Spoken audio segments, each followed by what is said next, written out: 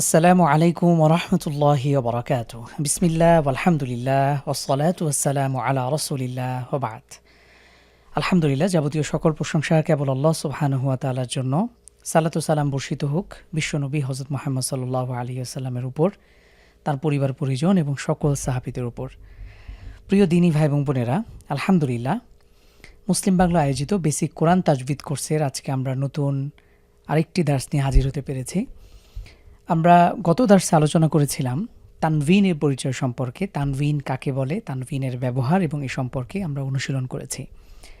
আপনাদের নিশ্চয়ই মনে আছে, তানভিন হলো দুই জবর দুই জের দুই পেশের নাম। তানভিনের উচ্চারণ টান ছাড়া দ্রুত পড়তে হয় এবং আমরা উচ্চারণের ক্ষেত্রে শেষে একটি নুন সাকিন অথবা দন্তন যোগ করে আমরা পড়ব। যেমন আমরা উদাহরণ দেখেছিলাম অ্যান ইন উন, ব্যান বিন বুন, তান তিন তুন, সান সিন সুন, জ্যান জিন জুন। এভাবে আমরা পুরো ২৯টি হরফ দেখেছি, কিছু অনুশীলন আমরা দেখেছি, কিছু শব্দের উদাহরণ আমরা দেখেছি। আজকে আমরা ইনশাআল্লাহ জজম বা সুকুন এবং সাথে কলকলার ব্যবহার দেখব। আলহামদুলিল্লাহ, বরাবরের মতনই আমি দার্সটি নিয়ে সাথে আছি উস্তাদ ফজলে রাব্বি। পড়াশোনা করছি মদিনা ইসলামী ইউনিভার্সিটিতে আকিদা এবং দাওয়া বিভাগে। তো প্রিয় দিনী ভাই বোন, আমরা ধীরে ধীরে আমরা দেখছিলাম আমরা ২৯টি হরফ ইতিমধ্যে সম্পন্ন করেছি, হরকত সম্পন্ন করেছি, এক জবর এক জের এক পেশের ব্যবহার। এরপরে আমরা গত দার্সে দুই জবর এবং দুই জের দুই পেশও সম্পন্ন করেছি আলহামদুলিল্লাহ। আজকে আমরা যে এই বিষয়টি দেখব সেটি হলো এই জজম বা সুকুনের ব্যবহার। তার মানে আমরা কিন্তু অলরেডি বলা যায় অর্ধেক মোটামুটি আমরা নিয়ম অলরেডি শেষ করেছি। আমাদের সামনে আর কিছু নিয়ম রয়েছে। তো আশা রাখবো আপনারা পেছনের পড়াগুলো খুব ভালো করে আয়ত্ত রাখবেন, সবসময় চর্চা অনুশীলন করবেন এবং কোরআন কারীম থেকে সেই উদাহরণগুলো দেখে দেখে পড়ার চেষ্টা করবেন ইনশাআল্লাহ। তাহলেই আমাদের এই চেষ্টা এবং আমাদের পরিশ্রম সার্থক। তো চলুন আমরা দেরি না করে জজমে চলে যাই ইনশাআল্লাহ। প্রথমেই আমরা দেখব সুকুন বা জজমের পরিচয়। এটা আপনাদেরকে মুখস্থ করতে হবে ইনশাআল্লাহ। এখানে লক্ষ্য করছেন হরফের উপরে গোল বা বাঁকা চিহ্ন। আমরা এই সুকুন বা জজমকে আমরা যদি কোরআন কারীম খুলি বা ইন্দো পাক যে ভার্সন আছে, আপনারা সাধারণত চেষ্টা করবেন এই ইন্দো পাক থেকে অথবা নুরানি হাফিজি কোরআন নামে যেটা বাংলাদেশে প্রচলিত, এই ধরনের কোরআনগুলো ইউজ করার। সারা বিশ্বে মোটামুটি আমরা এই দুই ধরনের কোরআনই দেখি। একটি হলো সৌদিতে যে ধরনের কোরআন কারীম ব্যবহার হয়, আরেকটি হলো আমাদের বাংলাদেশে যেটি প্রচলিত নুরানি হাফিজি কোরআন। আমাদের বাংলা বাজার থেকে বিভিন্ন প্রকাশনী, ইমদাদিয়া লাইব্রেরি, এই ধরনের প্রকাশনী থেকে এটা ছাপানো হয় এবং হেফজ করার ক্ষেত্রে আপনি এটাকেই প্রাধান্য দিতে পারেন। এছাড়াও বিভিন্ন রকম ফন্ট ভেদে বা কোরআনের কিন্তু পার্থক্য রয়েছে, যেমন কলকাতা ছাপা আছে, আপনার নুরানি ছাপা, এরকম আরও বেশ কিছু আমরা লক্ষ্য করি। তবে যদি সম্ভব হয় আপনারা সেই নুরানি হাফিজি কোরআন যেটা ইন্দো পাক যেই ভার্সন আছে সেখান থেকে আপনারা কোরআন কারীম পড়ার চেষ্টা করবেন। সেখানে ২০ পেজে এক পারা হয় এবং প্রত্যেকটা পেজে আমরা ১৫টি লাইন আমরা পাই।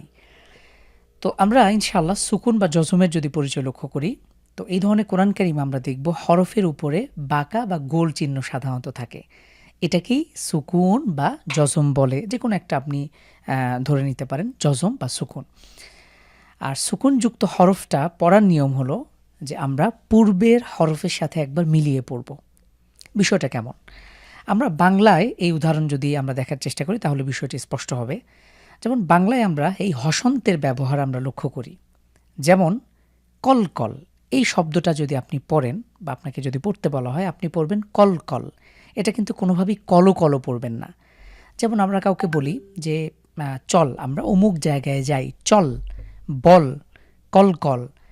তো এই শব্দগুলো আমরা দেখি যে হরফ এই বর্ণের নিচে হসন্তের ব্যবহার রয়েছে। হসন্ত যদি থাকে আমরা সেই হরফ সেই বর্ণের উপরে আমরা থেমে যাই। এটাকে আমরা ওকার দিয়ে কখনো পড়ি না, কলো কলো বলি না। তাহলে আমরা ঠিক একই জিনিসটি যদি আরবিতে পড়তে চাই তাহলে আমরা কল কল, এখানে যে ব্যবহারটি দেখছি কফ লাম জবর কল, কফ লাম জবর কল, কল কল। এটা জাস্ট উদাহরণের জন্য আমরা এনেছি। বিষয়টি আরও স্পষ্ট হবে যদি আমরা সরাসরি অনুশীলনগুলো দেখার চেষ্টা করি। তাহলে লক্ষ্য করুন, আমরা জেনে এসেছি যদি হরফের উপরে গোল বা বাঁকা চিহ্ন, এই যে আমরা বাঁকা চিহ্নটি দেখতে পাচ্ছি তার উপরে এটি হলো জজম বা সুকুন। এটাকে আমরা কিভাবে পড়তে পারি? এখানে আপনাদের জন্য বানানের নিয়মটা দেয়া আছে। আমরা পূর্বের হরফের সাথে মিলিয়ে পড়ব। যেমন হামজা তা জবর আত, হামজা তা জের ইত, হামজা তা পেশ উত। তাহলে নিশ্চয়ই লক্ষ্য করেছেন আমরা কিন্তু এই তার উপরে সুকুন থাকার কারণে পূর্বের হরফে কি আছে সেটার সাথে মিলিয়ে পড়ছি। আমরা যখনই সুকুনওয়ালা কোনো হরফ দেখব তখন লক্ষ্য করব যে পূর্বের হরফে কি আছে। সেখানে যদি জবর থাকে তাহলে জবরের সাথে আমরা মিলিয়ে পড়ব, জের থাকলে জেরের সাথে, অথবা পেশ থাকলে পেশের সাথে। তাহলে লক্ষ্য করুন হামজা তা জবর আত, হামজা তাজের ইত, উত, আত ইত উত। পরবর্তী আমরা উদাহরণ লক্ষ্য করি। হামজা সা জবর আস, আস, সাটাকে কিন্তু পাতলা করে উচ্চারণ করতে হবে, কোনোভাবেই যেন হরফের উচ্চারণে হেরফের না হয়, এটা আমাদেরকে লক্ষ্য রাখতে হবে। তাহলে আস, ইফ, উফ, আফ, ইফ, উফ। আমরা লক্ষ্য করছি এখানে ফার উপরে সুকুন থাকার কারণে পূর্বের হরকতের সাথে মিলিয়ে পড়ছি। তাহলে নিয়মটি কিন্তু খুবই সহজ। আমরা সুকুন থাকলে, সুকুন কাকে বলে? হরফের উপরে বাঁকা বা গোল চিহ্ন থাকলে সেটাকে সুকুন বা জজম বলা হয়। আর সুকুন বা জজম থাকলে পূর্বের হরফের সাথে বা হরকতের সাথে আমরা মিলিয়ে পড়ব। যেমন আফ, ইফ, উফ, আম, ইম, মান, মিন, মুন। আমরা একটু বানান করে পড়ার চেষ্টা করি। মিম নুন জবর মান, মিম নুন জের মিন, মিম দুই পেশ মুন, মান মিন মুন। এরপরে লক্ষ্য করুন হামজা লাম জবর কি হবে? আপনারা নিজেরা একটু চেষ্টা করুন, এটা হবে হাল। এর পরবর্তী শব্দ যদি লক্ষ্য করি আইন নুন জবর কি হবে? আন। হামজা জাল জের কি পড়ব আমরা এটাকে? এই জেরকে ধরে আমরা পড়ব ইজ, হাল, আন, ইজ। নিশ্চয় আপনারা বুঝতে পারছেন। আমরা আরও একটু পড়ি হা ইয়া পেশ। আমরা তখন স্বাভাবিকভাবে পড়ে এসেছি, একটু ব্যতিক্রমভাবে একটু পড়ার চেষ্টা করি। হা ইয়া পেশ হুই। এটাকে আমরা যেহেতু পেশ রয়েছে, পেশের সাথে ইয়া যোগ করে পড়লে হুই। এর পরবর্তী উদাহরণ নিশ্চয়ই আপনি পারবেন। সিন ইয়া পেশ কি হবে? একটু সবাই চেষ্টা করুন। আশা করি আপনারা বুঝতে পেরেছেন, এটা হবে সুই। এর পরবর্তী আমরা যদি শব্দ দুটি দেখি কি আছে এখানে, বা সিনজের বিস, বিসমিল্লাহির, তাহলে আমরা এখানে এই ব্যবহারটি পেয়ে যাচ্ছি। তাহলে একসাথে একটু মিলিয়ে পড়ি যাতে করে আমাদের ফ্লুয়েন্সিটা ভালোভাবে চলে আসে। হুই, সুই, বিস। এরপরে লক্ষ্য করুন কফ লাম পেশ উল। এখানে কিন্তু কফের উচ্চারণ যথাযথভাবে করতে হবে। আমরা ইতিপূর্বে দেখে এসেছি হরফের মাখরাজগুলো খুবই ইম্পর্টেন্ট। দেখুন আমরা একটি আরেকটির সাথে আমরা একটার সাথে আরেকটি নিয়ম কিন্তু খুব গভীরভাবে ওতপ্রোতভাবে জড়িত। যদি কারো আরবি 29টি হরফ সঠিকভাবে এখনও না হয় তাহলে কিন্তু আমাদের জন্য হরকত যোগ করে পড়া, তানভিন যোগ করে পড়া বা জজম যোগ করে পড়া এটা কিন্তু কঠিন হয়ে যাবে। এখানে আমাদের কুল কফের যে উচ্চারণ আছে এটাকে যথাযথভাবেই করতে হবে। যদি ভুল হয়ে যায় তাহলে অর্থ বিকৃত হয়ে যেতে পারে, কোরআন কারীম অশুদ্ধ হবে, কোরআন কারীম আমাদের জন্য লানত করবে, উল্টো আপনাদের গুনাহ হবে। যেমন সূরাতুল ইখলাসের মধ্যে আমরা দেখি কুল হুয়াল্লাহু। তো এই যে কুল ব্যবহার, এটাকে যদি আমরা কফের উচ্চারণ ঠিকঠাক না করি তাহলে এটা হয়ে যাবে কুল। আর কুল মানে হলো আপনি খান, আর কুল মানে হলো আপনি বলুন, হে নবী আপনি বলুন হুয়াল্লাহু আহাদ, সেই মহান আল্লাহ তিনি একক সত্তা। তো এই অর্থটা অনেক ইম্পর্টেন্ট। প্রিয় দিনী ভাই বোন, আমরা এভাবে বিষয়টা চিন্তা করতে পারি। আরবি একটি ভাষা, আরবিটা শিখতে হবে আরবরা যেভাবে আমাদেরকে শেখায়, বা আরবরা যেভাবে তারা যেভাবে ভাষাটাকে চর্চা করে ঠিক সেভাবে আমাদেরকে করতে হবে। আমরা ইচ্ছে মতো নিজেদের মতো এটা করার সুযোগ নেই। এবং অনেকেই দেখবেন যে বাংলা দেখে দেখে আরবি পড়ার চেষ্টা করেন। এভাবে কোনোভাবেই এই আরবিটাকে আমরা অ্যাপ্রোপ্রিয়েটলি এটা পড়তে পারবো না। কারণ বাংলার যে উচ্চারণ, আপনি যখন এটাকে দেখবেন কফ, আমরা কর নিচে যখন রস্যৌকার দেখব, এটাকে যখন পড়ব কুল হু আল্লাহু আহাদ, তখন এটা শুদ্ধ হবে না।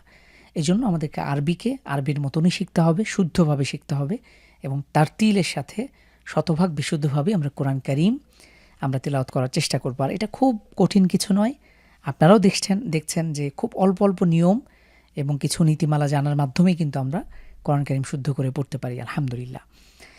তাহলে বলছিলাম উল, এরপরে দেখুন সিন লাম জবর সাল, সাল। এরপরে লক্ষ্য করুন এটা একটু ব্যতিক্রম, এই জন্য আমরা লাল ঘরে রেখেছি। ফা, আমরা দেখতে পাচ্ছি ফার উপরে জবর আছে। এরপরে রয়েছে হামজা, আর হামজার উপরে এখানে দেখতে পাচ্ছি সুকুন রয়েছে। লক্ষণীয়, যদি হামজা বা এই আলিফের উপরে, এটা হামজার উপরে যদি সুকুন হয় তাহলে আমরা এখানে কিভাবে পড়ব? এখানে ধাক্কা দিয়ে পড়তে হবে। কারণ হলো যদি আমরা স্বাভাবিকভাবে পড়ি ফা জবর ফা, তাহলে এরপরে কি আছে আমরা বুঝতে পারছি না, কিন্তু এটার নিয়ম হলো যদি হামজার উপরে সুকুন থাকে তাহলে আমরা ধাক্কা দিয়ে পড়বো, এটি বিশেষ নিয়ম। যেমন ফা হামজা জবর ফা, ফা। স্বাভাবিকভাবে পড়লে হয় ফা, আর ধাক্কা দিয়ে পড়লে হচ্ছে ফা, যেমন মা। ঠিক এভাবে আমরা এটাকে পড়ার চেষ্টা করব। আশা করি আপনারা বুঝতে পেরেছেন। তাহলে আমরা পুরো উদাহরণগুলো আরেকবার দেখার চেষ্টা করি। তাহলে আমরা জানলাম যে সুকুন বা জজম বলা হয় হরফের উপরে এই ধরনের বাঁকা চিহ্নকে, আমরা চিহ্নটা মনে রাখব। এটা পড়ার নিয়ম হলো পূর্বের হরকতের সাথে একবার মিলিয়ে পড়তে হয়। যেমন হামজা তা জবর আত, হামজা তাজের ইত, হামজা তা পেশ উত, আত ইত উত। এভাবে আমরা একটা দুটো উদাহরণ মুখস্থ করব, বাকিগুলো আমরা বানান ছাড়াই পড়ার চেষ্টা করব। যেমন আফ ইফ উফ, আফ ইফ উফ, আম ইম উম, মান মিন মুন, হাল আন ইদ, হুই সুই বিস, উল সাল ফা। আশা করি বুঝতে পেরেছেন। আমরা এবারে আরেকটু বড় শব্দের দিকে যাব ইনশাআল্লাহ। আপনাদেরকেই পড়তে হবে, আপনারা আসলেই ধরতে পারছেন কিনা। তাহলে চলুন চেষ্টা করি। এখানে দেখতে পাচ্ছি লাস তা, লাস্তা। হামজা হাজের ইহ, এটা হলো ছোট হা বা সাধারণ হা। ইহ দি, ইহ দি নাসসিরাত। আমরা কিন্তু সূরাতুল ফাতিহার এই ইহ দি আয়াতের শুরুর অংশ আমরা লক্ষ্য করছি। এর পরবর্তী শব্দ হলো ইলমুন, ইলমুন। পরবর্তী শব্দ হলো আহলা, আহলা, বাতশা। এটার নিয়ম একটু ব্যতিক্রম, আমরা এখনই দেখব ইনশাআল্লাহ। তর উপরে যদি সুকুন হয় তাহলে কিভাবে পড়তে হয়। পরবর্তী উদাহরণ দেখুন যিকরু, যিকরু। এরপরে আল হামদু, আমরা আরেকটু বড়র দিকে যাচ্ছি। লক্ষ্য করুন হামজা লাম জবর আল, হা মিম জবর হাম, আল হাম, দা পেশ দু, আল হামদু। না'বুদু, নুন আইন জবর না, এই আইনের উচ্চারণ ঠিকঠাক করতে হবে। না'বুদু। আশহাদু, আমরা জানি আমরা এই উদাহরণ জানি। আমরা কালিমা শাহাদা, কালিমা শাহাদার প্রথম শব্দটি হলো আশহাদু, আমি সাক্ষ্য দিচ্ছি। তো এই শিনের উপরে যে সুকুন আছে এই জন্য আমরা পূর্বের হরকতের সাথে মিলিয়ে পড়ছি আশহাদু। আচ্ছা, এরপরে আমরা দেখছি আকবারু, আকবারু। এখানে কাফের, আমরা কাফকে পূর্বের হরকতের সাথে মিলিয়ে পড়ব আকবারু। এরপরে আসলিম, আসলিম, আমলাম, আমলাম।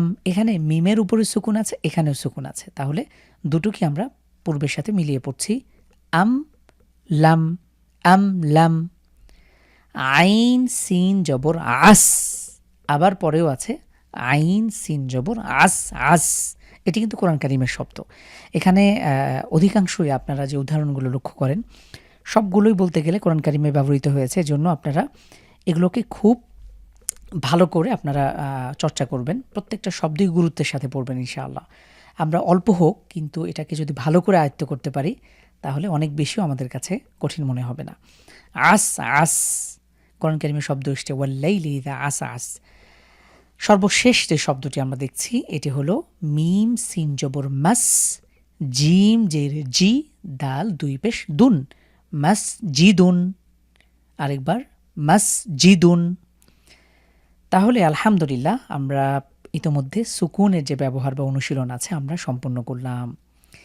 এই সুকুন বা জজমের সাথে রিলেটেড আরেকটা নিয়ম আছে, এটা যদি একটু লক্ষ্য করেন আপনারা, এখানে কিছু হরফ আপনারা দেখতে পাচ্ছেন, ঠিক এই যে এখানে।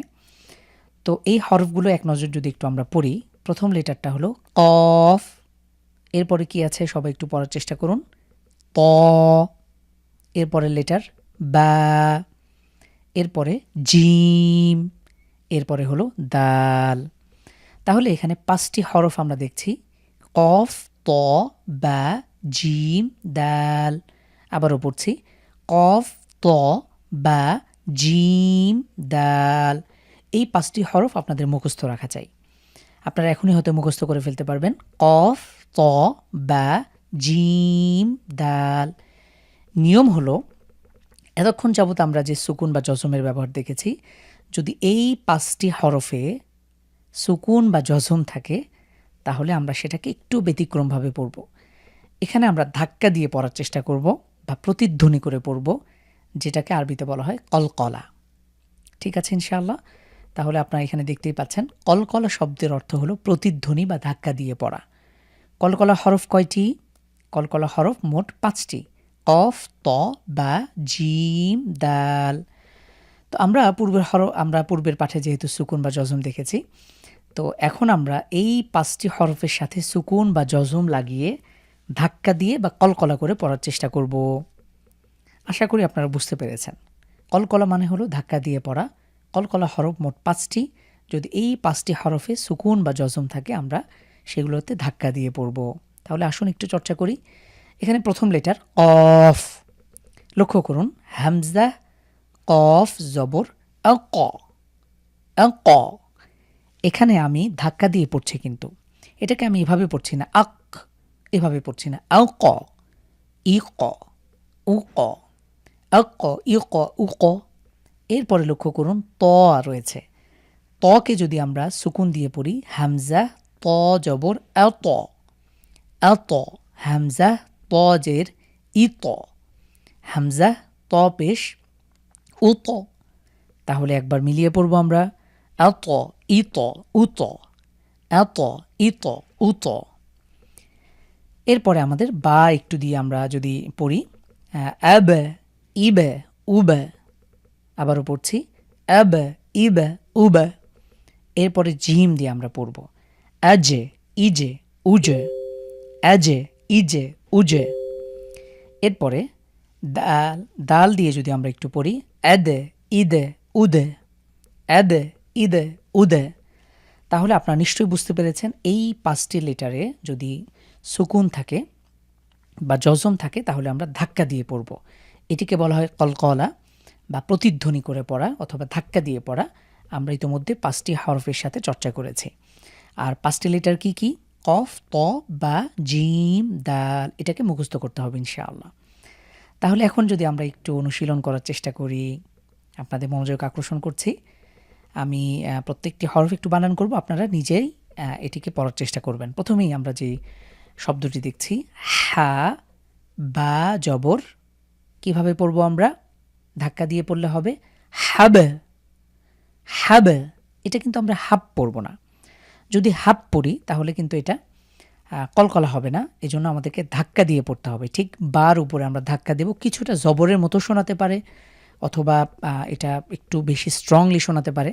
আমরা যথাসাধ্য এটাকে বেশি করেই পড়ার চেষ্টা করব, যেন কোরআন কারীম পড়ার সময় আমাদের কাছে এটা ইজি হয়ে যায় বা এটা স্মুথ হয়ে যায়। হাবলুন, হাবলুন। এরপরে আমরা যদি দেখি, আইন, কফ, জবর, আক, আক। আপনারা উচ্চারণ শুনে কিন্তু বুঝতে পারছেন আশা করছি। এখানে আমি ধাক্কা দিয়ে পড়ছি, আক, লুন। একসাথে পড়লে আক, লুন। এরপরে বা, দাল, জবর, বেদ। লক্ষ্য করছেন এখানে আমরা ধাক্কা দিয়ে পড়লাম, কারণ হলো এখানে দালের উপরে সুকুন হয়েছে। আমরা জানি কফ, ত, বা, জিম, দাল, এই 5টাকে বলা হয় কলকলার হরফ। যদি এই হরফগুলোতে সুকুন থাকে তাহলে আমরা ধাক্কা দিয়ে পড়ব। এরপরে শব্দটি বাওতশান, বাওতশান। আমরা শেষে কিন্তু ওয়াকফ করব না, আমরা এখন ওয়াকফের নিয়ম পড়িনি, সুতরাং যা আছে তাই পড়বেন। আমরা নিয়মের বাইরে কোনো কিছুই পড়ব না। আমরা ইতোমধ্যে যে নিয়মগুলো দেখেছি ঠিক সেভাবেই পড়বো। অনেকে প্রশ্ন রাখতে পারে এখানে আমরা ওয়াকফ করবো কিনা। না, আপাতত ওয়াকফের দরকার নেই, আমরা ওয়াকফের নিয়মে গিয়ে আমরা ওয়াকফ করবো ইনশাআল্লাহ। এরপরে আমরা এই শব্দটি একটু দেখি, হামজা জিম জবর আজ, ঠিক আমি জিমের উপরে কিন্তু কলকলা করছি, আজ রুন, আজ রুন। হামজা ত জবর আত, এখানে আমরা ধাক্কা দিয়ে পড়ব আত।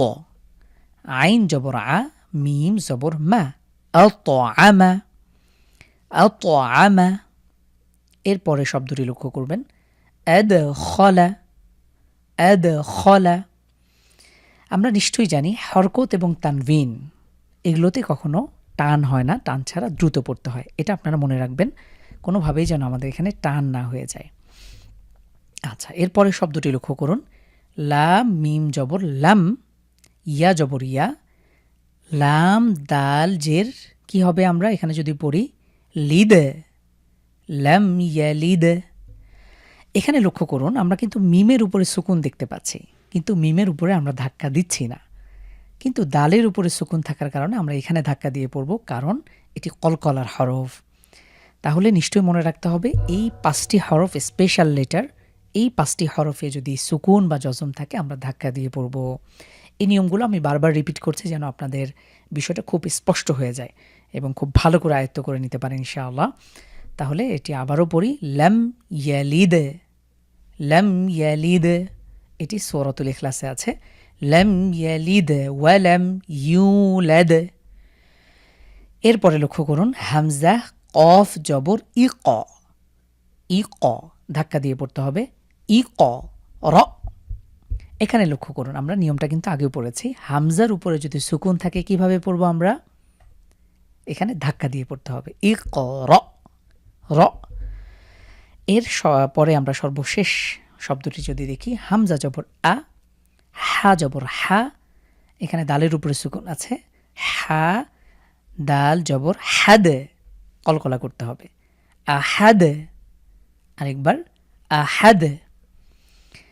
তো আলহামদুলিল্লাহ আমরা এতক্ষণ যাবৎ কলকলার অনুশীলন দেখলাম। কলকলা হরফ কয়টি আপনাদের নিশ্চয়ই মনে আছে, কলকলা হরফ 5টি। কি কি? কফ, ত, বা, জিম, দাল। এই 5টি হরফে সুকুন বা জজম থাকলে ধাক্কা দিয়ে বা প্রতিধ্বনি করে পড়তে হয়, যেমন হাবলুন, আকলুন, বাদরুন, বাতশান, আজরুন, আতআমা, আদখলা, লাম ইয়ালিদ, ইকরা, আহাদ। আলহামদুলিল্লাহ সুম্মা আলহামদুলিল্লাহ। আজকের দার্সে আমরা সুকুন বা জজমের পরিচয় দেখেছি, সেই সাথে আমরা কলকলার ব্যবহার দেখেছি। সুকুন বা জজম বলা হয় হরফের উপরে গোল বা মোটা চিহ্ন থাকলে আমরা সেটাকে সুকুন বা জজম বলবো। এটাকে পড়ার নিয়ম হলো আমরা পূর্বের হরকতের সাথে একবার মিলিয়ে পড়ব, শুধু একবার পড়ব, যেমন আত, ইত, উত, আস, ইস, উস, আব, ইব, উব। আমরা যদি কফ, ত, বা, জিম, দাল এই 5টি হরফের উপরে সুকুন দেখি তাহলে আমরা সেখানে ধাক্কা দিয়ে পড়ব অথবা কলকলা করে পড়ব। এই ছিল আজকের ছোট্ট নিয়ম। আমরা নিয়মগুলো দেখেছি, আমরা কিছু উদাহরণ দেখেছি। আলহামদুলিল্লাহ, আশা করি আপনাদের সামনে এই কলকলা বা সুকুনের ব্যবহারটি স্পষ্ট হয়ে যাওয়ার কথা। কোনো প্রশ্ন থাকলে আমাদেরকে প্রশ্ন করতে পারেন ইনশাআল্লাহ। সেই সাথে আপনারা কোরআন কারীম খুলে সেখান থেকে বিভিন্ন উদাহরণগুলো একটু পড়ার চেষ্টা করবেন। আল্লাহ সুবহানাহু ওয়া তাআলা আমাদের সবাইকে কোরআন কারীম বিশুদ্ধভাবে পড়ে বুঝে আমল করার তৌফিক দান করুন। জাযাকুমুল্লাহ খাইর। আজকের ক্লাসটি আমরা এখানে শেষ করছি। আগামী দার্সে আমরা নতুন আরেকটি রুলস দেখব, তাসদীদের ব্যবহার। সে পর্যন্ত সবাই ভালো থাকুন, সুস্থ থাকুন। সুবহানাকাল্লাহুম্মা ওয়া বিহামদিক, আশহাদু আল্লা ইলাহা ইল্লা আনতা, আস্তাগফিরুকা ওয়া আতুবু ইলাইক।